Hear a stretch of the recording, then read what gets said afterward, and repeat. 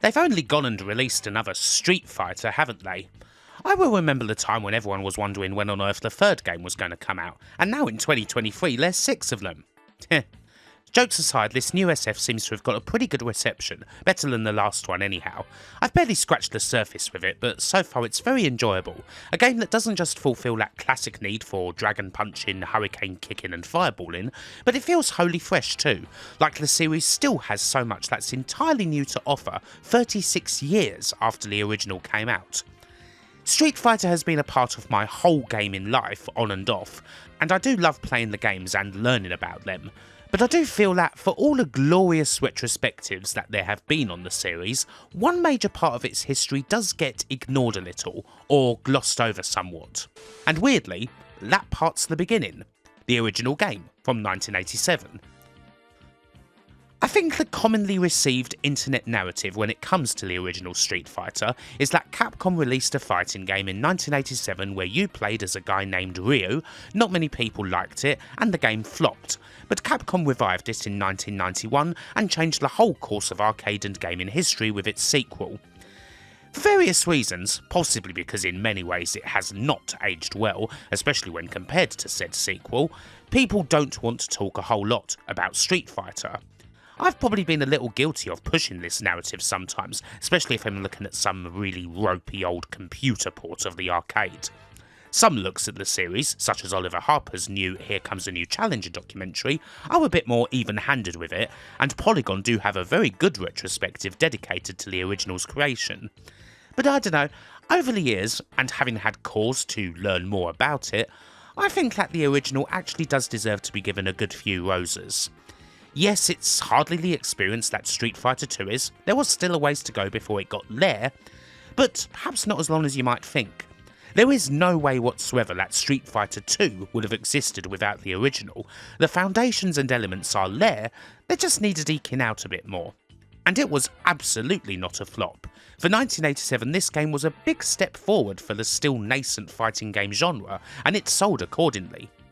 So yes, let's talk about Street Fighter. That is, Street Fighter 1. The original Street Fighter was designed by a man at Capcom named Takashi Nishiyama. Nishiyama was only the designer on this first game in the series, and he's a quiet man.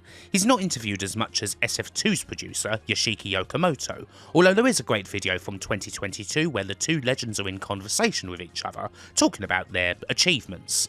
And make no mistake, Nishiyama is an arcade legend.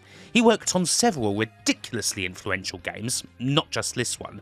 In fact, the whole landscape of the arcade, especially in the late 80s when beat-em-ups ruled the roost, would have looked wholly different if Nishiyama hadn't been a part of it. We pick up his story in 1982, back when he was working for IREM. After making his debut by working on Uniwar S, one of the early IREM's many games styled after the likes of Space Invaders and Galaxian, and a perfectly decent one at that. But his second game was much more original, the classic Moon Patrol. Moon Patrol is a pretty special Golden Age game.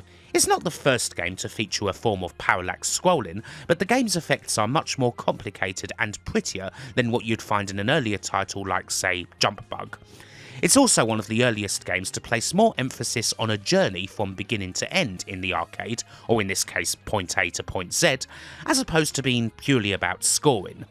Konami's Scramble from 1981 is the seminal game in this regard, but Moon Patrol is a new spin on it, bringing shooter action with the twist of staying on the ground and having to deal with some jumping as well as various enemies.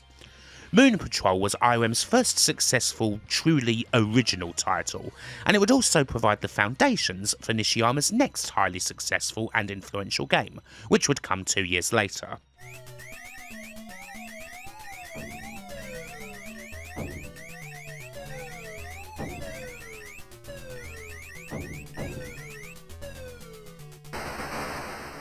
By the time that Nishiyama started working on Spartan X, the game that's better known as Kung Fu Master, one-on-one fighting games had already had a big breakthrough in the form of Data East's Karate Champ, originally released in May. Nishiyama wanted to create a game that featured such contests, but he also wanted a build-up to that big fight, essentially having the player take out a bunch of basic goons before moving on to a boss at the end of a level. Later on, he described Kung Fu Master as a game that has the rhythm of a shoot 'em up, not unlike Moon Patrol. Enemies come at you in waves, like a shooter, with the difference being that you're taking them out with your hands and feet, as opposed to lasers and missiles, so the action takes place at a much closer range. In any case, Spartan X was huge, the foundation stone of the entire beat-em-up genre, and surely one of the most important licensed games ever released, seeing as it tied in with the Jackie Chan movie of the same name, known as Wheels on Meals overseas, while also taking a bunch of inspiration from Bruce Lee's classic Game of Death.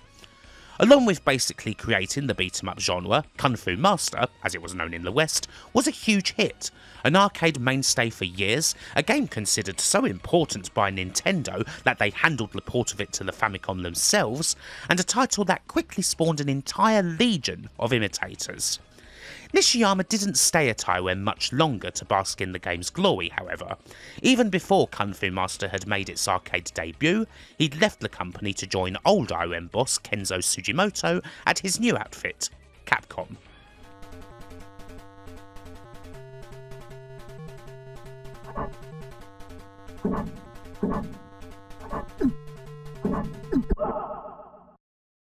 Now that Nishiyama's at Capcom, we don't get to Street Fighter immediately. It's worth looking at his first game for the new company, 1986's Trojan. Trojan is actually the first proper spiritual follow-up to Kung Fu Master. Vigilante was IOM's own unofficial sequel, but Trojan predates it by 2 years. Some contemporary reviewers compared it to Ghosts and Goblins, but the games aren't that similar beyond weapons being used. Instead, this is a post-apocalyptic themed title where you don a sword and shield and take out various raiders that either come at you close range or aim knives and arrows your way, and the action's broken up by the odd boss fight. It's not as memorable as Kung Fu Master, but it's not a bad game. It's also home to one of those well-worn classic vintage retro gaming facts. The original Street Fighter isn't Capcom's first one-on-one fighting game, because the NES version of Trojan featured a 2-player only one-on-one fighting mode and predated SF by a good few months. So, yeah. There's another even more obscure beat-em-up that Nishiyama worked on, called Avengers from 1987. Nothing to do with the group of superheroes, this is a beat-em-up mixed with a top-down run-and-gun, a similar viewpoint to the likes of Commando and Gunsmoke. To be accurate, this uses the same hardware as Capcom's mythologically themed shoot-em-up, Legendary Winds. This one only ever came out in the arcade and isn't well known. To be honest, it's easy to see why, as it's not very good, slowing down a hell of a lot and just not being all that much fun of a concept. Nishiyama's next game for Capcom would have a great deal more impact.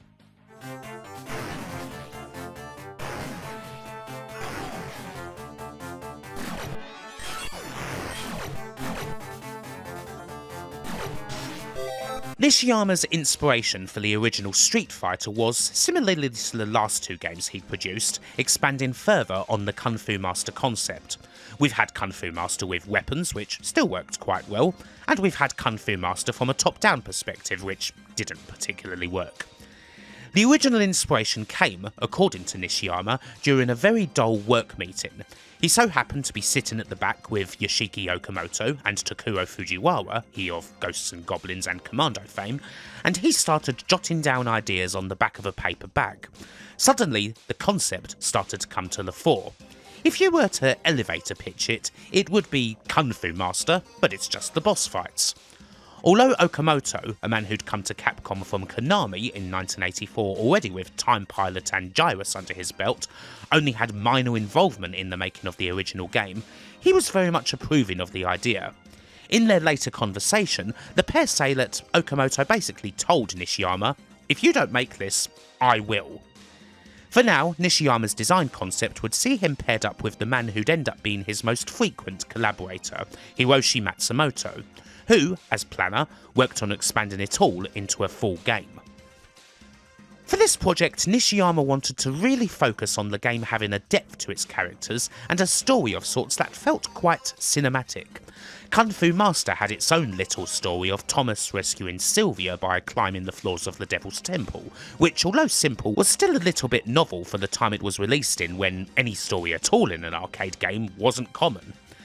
Street Fighter itself may just be an expert martial artist taking part in a tournament and travelling around the world in order to become the world's top Street Fighter. Nishiyama and Matsumoto were both very enthusiastic about martial arts, and that was also an influence. But even stories like this, with characters that were quite a bit more fully formed, wasn't common in the arcades circa 1987. Similar to the earlier likes of Yaya Kung Fu, the appeal of this whole setup for Nishiyama and Matsumoto was having fighters of different martial arts styles going against each other.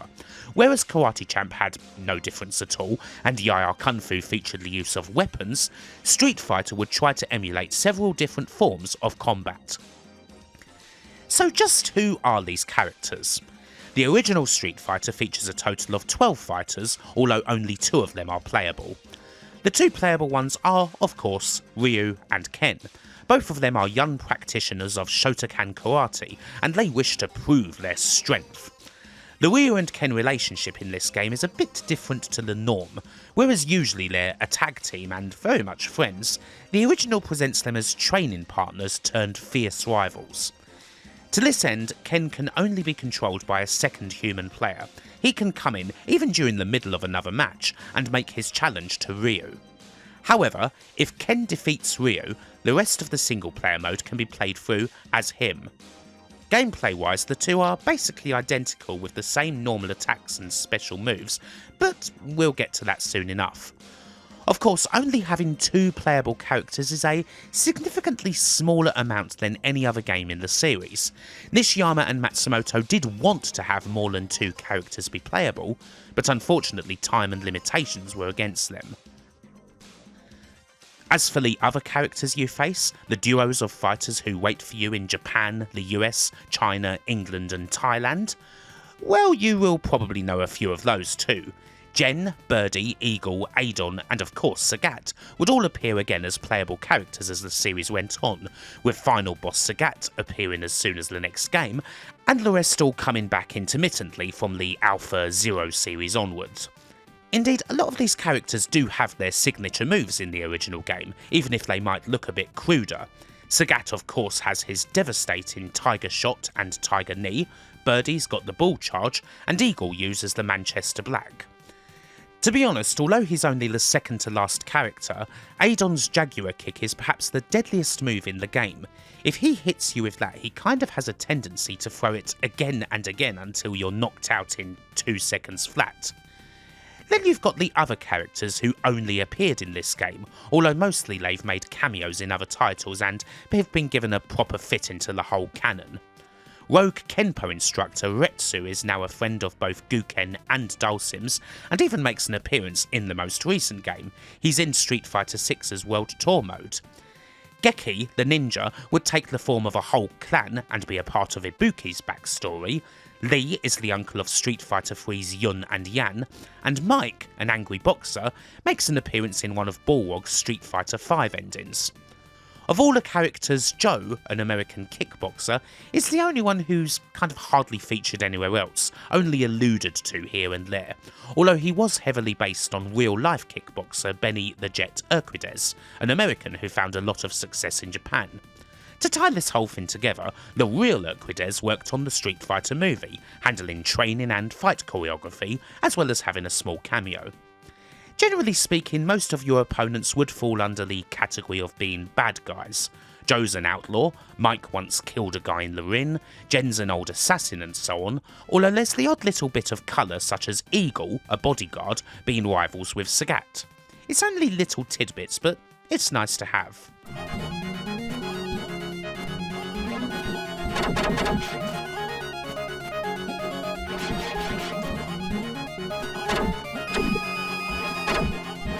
So what about the actual fighting?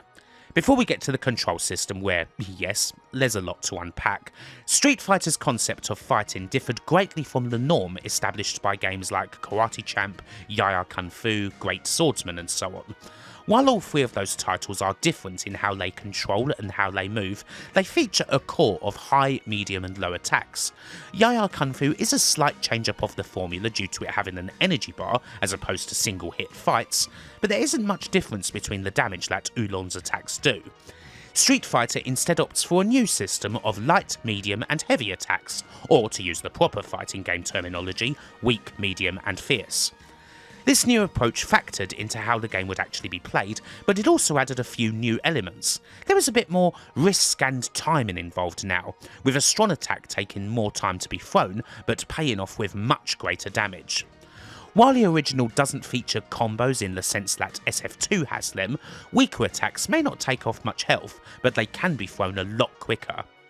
Now, while I'm sure all of this is fighting game 101, Street Fighter was the first game to explore this territory, as well as featuring a 3-round system that's somewhat similar to the points approach taken by Karate Champ.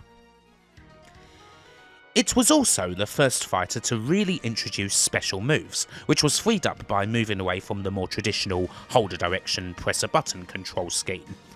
These special moves were not revealed to players immediately. Instead, the game encourages you to experiment with different joystick movements in order to find them. As a result, both Ryu and Ken end up with 3 specials: the Fireball, Dragon Punch and Hurricane Kick. The Fireball, or Hadouken, is the most fanciful move of course, an explosion of ki energy straight out of Ryu's hands that was inspired by the mid-70s anime series Space Battleship Yamato, in which the titular ship features a powerful weapon called the Wave Motion Gun, or Hadouho. The other 2 moves, according to a Nishiyama interview from 2011 with 1UP, are a bit simpler. They're exaggerated versions of regular martial arts moves. The movement required to perform these moves is familiar. It's the same in the original Street Fighter as it is in most any other SF game, but the timing is a lot tighter, meaning that they're significantly tougher to perform. I have to admit that when it comes to doing these moves, I have the most success by just mashing a quarter circle and a button press until something, whether it be a Hadouken or Shoryuken, comes out and hopefully hits the opponent. Of course, the opponents have their own special moves. Some have already been mentioned, but there's also the likes of Geki's shurikens and invisibility, or Lee's dash punch. And finally, it's possible to block attacks by holding back. This of course can prove useful in a pinch.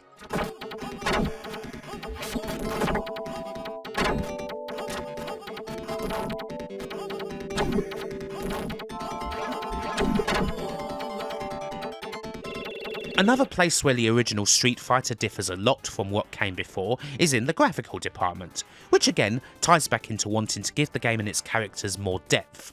While earlier games like Yaya Kung Fu did feature a couple of different settings, Street Fighter gives all 10 opponents their own unique stage, something that Nishiyama wanted to make the game feel more cinematic. Some of these old levels are still very cool. You fight Joe in a beaten up old train yard, Jen on a bustling city street, Birdie in a London slum street full of references to bands like Ian Dury and the Blockheads and the Velvet Underground, as well as a big shout out to Bill Cravens, Master Arcade distributor and then Vice President of Sales and Marketing at Capcom USA. And then the final fight against Sagat, the Emperor of Muay Thai, takes place in an appropriately fabulous setting, in front of Bangkok's Grand Palace. It's a case where a lot of the settings really match up well with the characters, adding a bit more to them. While it's not the first fighting game to have a unique stage for every opponent, as I think Galactic Warriors by Konami takes the credit for that, there's a much wider range of settings in this game, that's for sure. Some of the musical tracks are still good too. Again, every one of the fighters has their own music. Some of the music is a little questionable, particularly the track for Sagat, but there are some cool themes in there.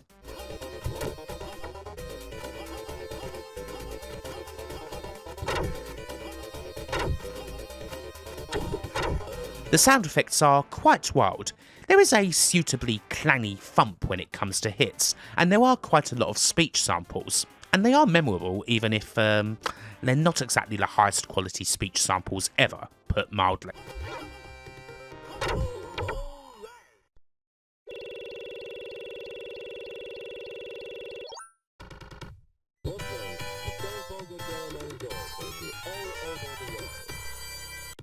The other feature worth mentioning is the bonus stage, which is, again, a fighting game first where you're either timing a button press in order to chop the hell out of some bricks, or you're breaking blocks as quickly as possible. Just a neat little thing to break things up, really.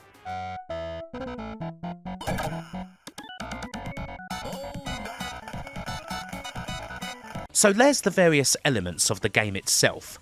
Although a lot of what I've described with the original Street Fighter sounds like the bread and butter of fighting games, it's important to remember that the original Street Fighter created most of that. When the original game was released, there still weren't a lot of one-on-one fighters out there in the arcade. Around this time, there was probably one notable fighting game in the arcade every year, with the two ones previous to this being Konami's Galactic Warriors from 1985 and Taito's Gladiator from 1986. Not bad games at all, but one look at Street Fighter shows that this was way freaking beyond those titles, and that's one of the reasons it deserves a lot more credit than it usually gets. I kinda want to wait till little to get in depth on how it actually feels to play it through, because we've really got to get onto the cabinet. It's one thing playing the game in MAME, but the actual Street Fighter cab is another matter. Nishiyama and Matsumoto had a rather unique idea for the cabinet, which also had input from Yoshiki Okamoto, a much more interactive affair with two big pressure-sensitive buttons that responded to how hard you hit them, throwing a weak attack from a light touch, a fierce one for a big old hammer fist, and so on. Part of the reason why SF1's team took this approach is because Capcom did want to make more premium arcade machines that could be sold at a higher price, and this deluxe cab fit into it. However, Capcom's manufacturers were used to creating more basic machines, and they initially struggled with this cabinet's design. And so Capcom actually ended up liaising with Atari Games when it came to making the cabinet, sending a team of engineers over to Sunnyvale and figuring out the problem of creating the unique pneumatic controls with the help of guys who were much more experienced at creating premium cabinets, eventually fitting it all into a larger than normal upright with a big crescent-shaped control panel. The idea of these pressure-sensitive buttons is certainly a different one, but I think most people probably know that, yeah, it didn't really work out. There were several fundamental issues with it. First off, the arcade cabinet and those buttons were obviously going to take a lot of abuse, because, well, when you've got something that basically instructs you to hit it as hard as you can, that's probably what most people are going to do, all the time. There is perhaps a bit more of a technique involved for those experienced folk who have a more subtle touch, but let's face it, most casual players are just going to twat away at those big buttons like they're punching machines. The buttons were very prone to failure as a result. They'd become unresponsive, or they'd just stop working completely, and they would need to be fixed very often. Secondly, playing it was physically tiring for people. It's a workout if you're bashing those buttons as hard as possible, and it wasn't exactly enticing people to come back. People would have a go, but they often weren't likely to play it again. Thirdly, and probably most worryingly for Capcom, there was the possibility of injuries and therefore lawsuits. Again, people bringing that fist down super hard, every so often they're gonna miss and bash their hands on the control panel, resulting in bloody knuckles or even people breaking the damn thing. Their hands, that is, not the cabinet. Temporarily closing a machine because the blood had to be washed off of it wasn't exactly something operators fancied doing, and facing a lawsuit from someone who's permanently busted their hand up on the machine wasn't something Capcom wanted. And so, the deluxe SF1 cabinet ended up being a flop. At very best it sold about 1,000 units, according to Nishiyama, but probably closer to 500, which wasn't great considering how much it cost to make the thing. I myself can remember coming across it once, possibly in Skegness, ages ago, and shock of horrors, I don't think the buttons worked very well. The poor sales performance of this deluxe cabinet is often why the original game's thought of as a flop, of course. But it wasn't the only cab for the game. There was also a more traditional standard upright cabinet. Initially they had the idea that the attack system would have to be changed to accommodate two regular sized buttons, but Nishiyama intervened. He insisted that the game should have 6 buttons. He had to push hard for this, as Capcom's marketing team thought this was way too complex and unsellable. Again, in 1987, there were basically no arcades out there that had as many as 6 buttons. However, Nishiyama held firm that 6 buttons, 3 for punch and 3 for kick, was the way to go, and that it was a natural fit. And in the end, he was proved right. Street Fighter sold a hell of a lot more machines in its more regular form.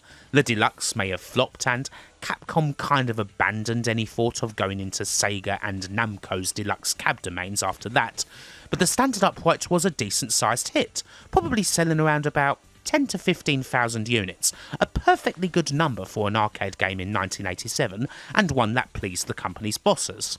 Certainly enough for a sequel to be warranted, although there would be a slightly rocky road to actually get in there. So with all of this said, is the original Street Fighter actually fun? Well, it is different.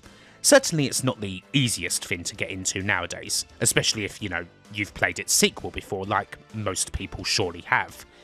In order to enjoy Street Fighter, you do kind of have to try and get Street Fighter 2 out of your head and try and place it in the context of 1987 when it came out. As soon as you start thinking of the World Warrior, you're going to start having a much worse time. And yeah, that's not the easiest thing to do, I appreciate that. That said, you could easily say the same for something like Data East's Karate Champ, which also hasn't exactly aged gracefully despite its huge importance. So when you take the game for what it is, it's got some good spots. It still looks real nice, absolutely top-notch pixel action still, let alone just for the time it came out. The movement is different. Ryu and Ken's movement is more like a hop as opposed to a basic walk, and that might take a little bit to get used to, but you do soon get to grips with it if you play it enough. It means you have to judge movement a bit more carefully from time to time, since you can't really make those tiny little steps. One of the biggest issues that always comes up with the original Street Fighter is responsiveness, and that's even without playing the game on a completely busted old deluxe cab with long ago trashed buttons. Particularly if you're throwing nothing but fierce attacks, you're probably going to grit your teeth before too long, because they take ages to come out, especially if you naturally hold buttons down a bit after you press them, because the attack won't actually come out until you depress. You really need to tap the buttons if you're playing this. Weaker attacks, however, will come out at a much quicker, more palatable speed. So yeah, responsiveness isn't quite something the game has all the way yet, perhaps a consequence of not having as many animations for moves and differentiating the strong attacks more by the time they take for them to be thrown than anything else. And then, of course, there's the aforementioned special moves. The timing makes them incredibly tricky to pull off with precision. They are absolutely worth trying, however, because they're incredibly overpowered. Even a regular fireball will knock huge chunks off an enemy's health. In fact, if you're able to land a hurricane kick or dragon punch just right, to the point where you can actually hit the enemy as many as 3 times, you might wipe out their entire bar with a single move. If you are somehow able to master these moves, you'll be able to breeze through the game very easily, and really you'll absolutely need to be able to perform them with some regularity to stand a chance against Sagat, as regular moves can barely penetrate his defence. As mentioned, I usually just mash and hope for the best. That does tend to be effective, although you can quite obviously tell that's what I'm doing here. The game does slow down a fair bit when these specials hit the mark. I rather doubt that's intentional, although it does kind of make for an amusing slow-mo type effect. It's not exactly the deepest of experiences, but yeah, I'd say that I get a kick out of it. As far as the actual enemies go, most of them can be pretty simplistic. Usually they tend to jump around everywhere. Some of them are kind of exploitable as a result. Once you know what you're doing, you can get something of a knack for timing them. There's a few who offer a slightly different challenge, of course, particularly Geki, who is very different, being one of the only other characters with a ranged attack, and even that ability to disappear completely, although being an early game fight, he doesn't end up being too tough for all of that. Mike is perhaps the only broken one. If you know what you're doing, you can very easily cheese him by turtling. And of course, this being an arcade game, you will have an incredibly tough time indeed with the last 2 guys, who are bastards. Adon is incredibly fast and is like a rabid dog with a bone once he starts hitting you, and Sagat, well, he's like a brick wall. Again, special moves are absolutely necessary. It actually took me a lot longer to defeat Adon than it did Sagat, Although that may well have been just getting lucky, I happened to land a virtually perfect dragon punch on Sagat, and one more hit finished him off after only a few tries. Kind of appropriate, I guess, seeing as that's how he got that big scar in the first place. Once you've triumphed, you're officially crowned King of the Hill, no, really, and you get a slideshow of all the people you've successfully chinned, as well as all the nicknames of the staff that they used back in the day to try and conceal their identities from rival companies. Not too bad an ending really, as far as an old arcade game goes. The game is most definitely ropey, that's for sure. A lot of the building blocks that would be essential not just to Street Fighter 2 but many other fighting games are here, but they're certainly not all the way in yet. I wouldn't blame anyone for not having any fun with this. For a lot of people, I'm sure that it's just going to have aged way too badly, and you would obviously have a much better time playing damn near any other Street Fighter game. The many ports of the game, which I have covered a fair bit in various vids, well, they're mostly pretty awful, especially all the microcomputer ones by Tiertex, and let's not even get into the completely bastardised and horrific unofficial microcomputer sequel that is the Human Killing Machine, which I've also looked at previously. That said, the PC Engine CD version, Fighting Street, yeah, that's pretty good, all things considered. It looks and moves very close to the arcade, has a very good CD soundtrack, and also has a fully clear version of the greatest speech sample in video game history. Okay, but don't forget that I'm going thank you all over the world. I mean, even if it is only the original Street Fighter, it's still a very decent port that was only released a year after the original.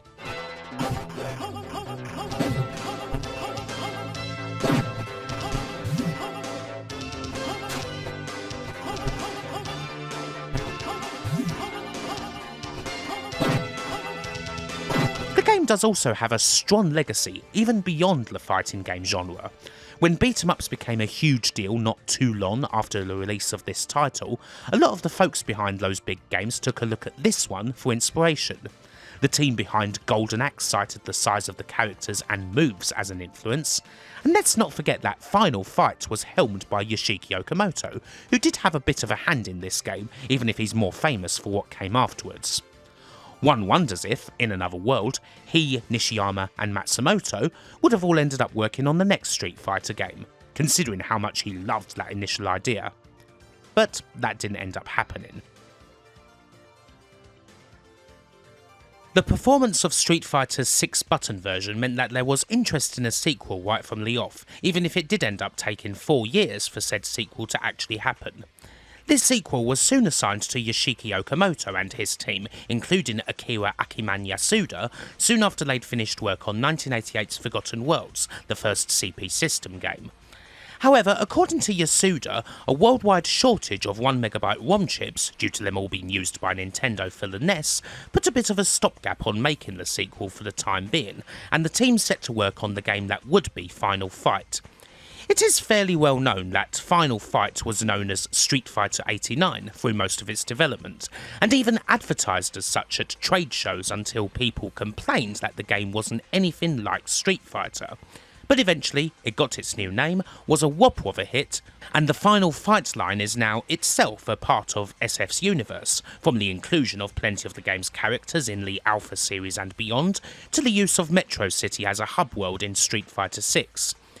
In a 1999 interview with videogames.com, Okamoto said that Capcom's marketing bods were clamouring for a Final Fight sequel after that game's success, but he opted to make SF2 instead. The team took 2 years to make it, and the rest, as they say, is history. But a big question remains. Where was Nishiyama? Why didn't he helm the sequel to his original game? There is a simple answer, really. He wasn't working at Capcom anymore. Not long at all after the release of the original Street Fighter, Takashi Nishiyama was headhunted by SNK, and he ended up taking Hiroshi Matsumoto with him, as well as a few other employees. It should be noted that, particularly amongst the Japanese games companies, Capcom and SNK were serious rivals back in the day, and there was pretty bad blood between them that kind of went beyond both companies' exploits in the fighting game genre. They were both based quite close to each other in Osaka, and their respective presidents, Capcom's Kenzo Sugimoto and SNK's Akichi Kawasaki, did not like each other in the slightest, something that dated back to at least a couple of years before Street Fighter. The feud really got serious when both companies engaged in headhunting. SNK's headhunting of Nishiyama was thought to be a response to Capcom headhunting SNK composer Harumi Fujita and several other employees, and the whole matter almost ended up going to the courtroom because the headhunting between the two companies got so bad. Now, most of the two companies' regular employees were just caught in the crossfire, of course. They mostly didn't share the same dislike for each other that Sugimoto and Kawasaki did, and seeing as they were both in the same city, there'd be plenty of interaction between the two after hours at the izakayas and elsewhere. Things may have been a little bit more intense when it came to the fighting games though, seeing as both Capcom and SNK were at the top of the game there. Capcom had Okamoto and the two Akiras, Nishitani and Yasuda, while SNK had Nishiyama and Matsumoto, who'd be the driving forces behind SNK's own fighting games. 1991's Fatal Fury, King of Fighters, released in November, took Nishiyama and his team nearly as long to make as it took Okamoto and company to make Street Fighter 2, even if the gap of a few months between the game's releases did cause some Capcom diehards to erroneously accuse SNK of just making a direct Street Fighter 2 ripoff. Fatal Fury is much more correctly thought of as Nishiyama's spiritual successor to the first Street Fighter game, featuring even more focus on characters and story, his own tightening and improvement of the original game's mechanics, and other nice touches like the two different planes, or the way that a stage's environment changes after each round.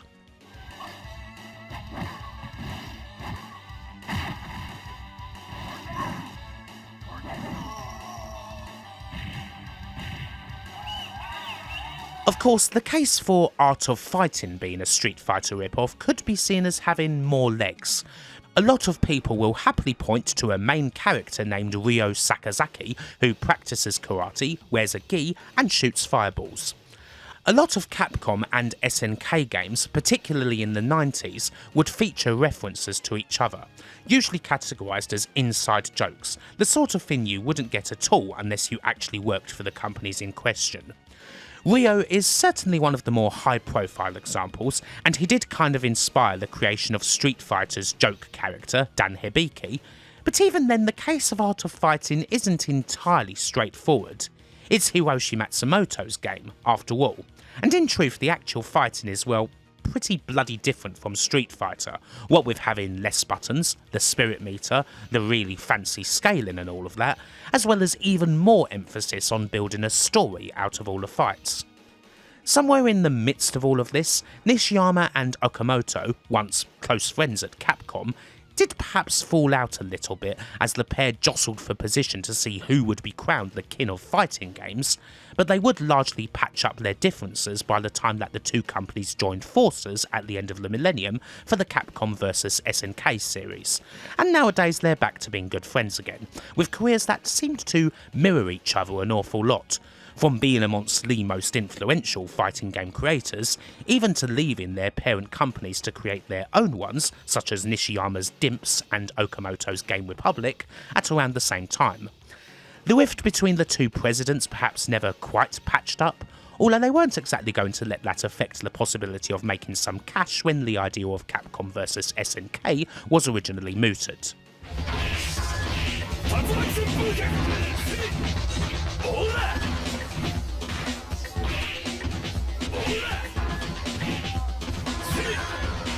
So, there you have it.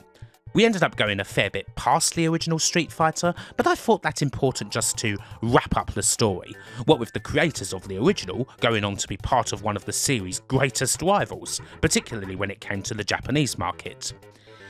Now, even if, despite all of this blather, you still end up thinking, it's very well that you say all of this, Kim, but the original Street Fighter is still a completely unplayable load of shite, Well, fair enough. But it still does have a very important place indeed in the history of video games, which should be recognised.